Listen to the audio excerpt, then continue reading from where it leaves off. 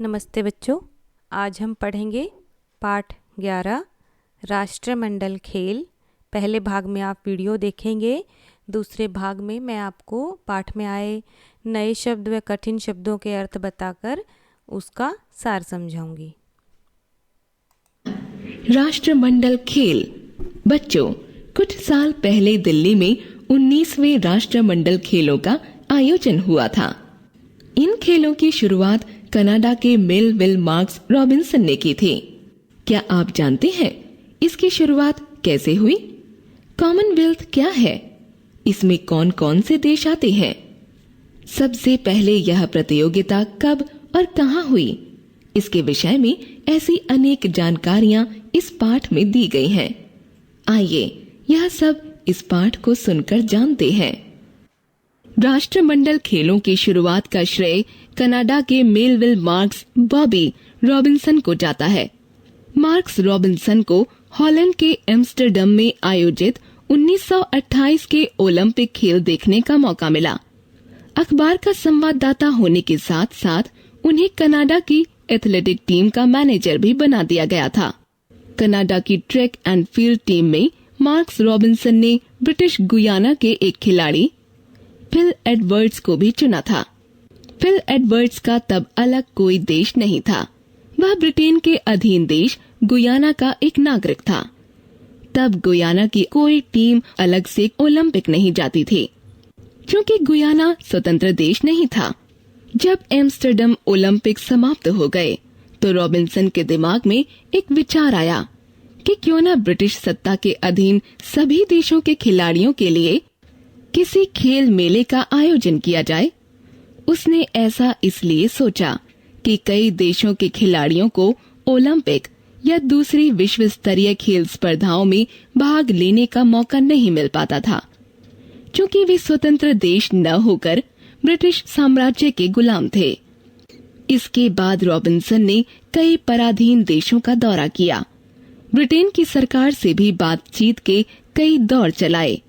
उसकी मेहनत, सत प्रयास और लगन अंततः 1930 में रंग लाई। इसी साल पहले राष्ट्रमंडल खेलों का आयोजन किया गया। इन खेलों के आयोजन का भार कनाडा के ही शहर हैमिल्टन को सौंपा गया। वहां 16 से 23 अगस्त 1930 तक पहले राष्ट्रमंडल खेलों का आयोजन हुआ।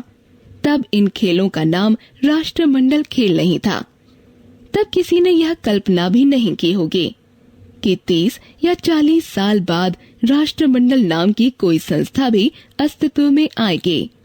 तब इन खेलों का नाम ब्रिटिश एम्पायर गेम्स रखा गया था। 1968 यानी 8वें राष्ट्रमंडल खेलों तक इस प्रतियोगिता का नाम ब्रिटिश एम्पायर गेम्स ही रहा। उसके बाद अगले 2 खेल ब्रिटिश कॉमनवेल्थ गेम्स के नाम से आयोजित हुए। 1978 से इन खेलों का नाम राष्ट्रमंडल खेल रखा गया और तब से आज तक यही नाम चला आ रहा है। 1930 से पहले तक किसी भी खेल प्रतियोगिता में अपने मालिक देश ब्रिटेन की टीम की ओर से खेलता रहा। फिल एडवर्ड्स 1930 में पहली बार अपने देश गुयाना की ओर से खेला। ऐसे सैकड़ों खिलाड़ी और छुपी खेल प्रतिभाएं सामने आईं, जो गुमनामी और उपेक्षा के अंधेरे संसार में ही गुम हो गई होती अगर ये खेल न हुए होते। मार्क्स रॉबिन्सन ने दोस्ताना माहौल में स्पर्धाओं के आयोजन का सपना देखा था। उसने यह भी सपना देखा था कि उन सभी खिलाड़ियों को खेलने का मौका मिले जिनमें प्रतिभा तो है, पर जिन्हें उचित मंच नहीं मिल पाता। मार्क्स रॉबिन्सन का यह सपना न केवल सच हुआ, बल्कि उनके द्वारा लगाया गया नन्हा सा पौधा अब एक विशाल वट वृक्ष का रूप ले चुका है। कॉमनवेल्थ राष्ट्रमंडल का अर्थ है समान सोच, विरासत और संस्कृति वाले देश। यह उन 54 स्वतंत्र देशों का समूह है जो कभी ब्रिटिश साम्राज्य का हिस्सा थे। बाकी देश कॉमनवेल्थ में ब्रिटिश एम्पायर के सहयोगी रहे हैं।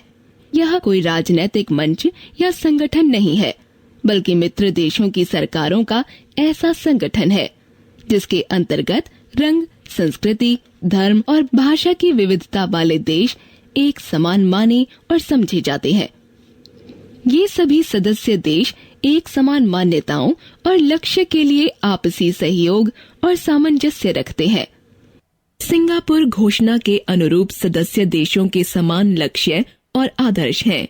शांतिपूर्ण सह अस्तित्व का पालन करना, मैत्री और भाईचारा बढ़ाना, लोकतंत्र का पालन करना और उसका अधिकतम प्रसार करना, मानवाधिकारों का आदर करना और उनका पालन करना, अच्छा शासन करना, कानून का शासन लागू रखना, लोगों को जागरूक करना, सदस्य देशों के बीच मुक्त व्यापार, नस्लीय भेदभाव मिटाना और सारी दुनिया में शांति कायम करना।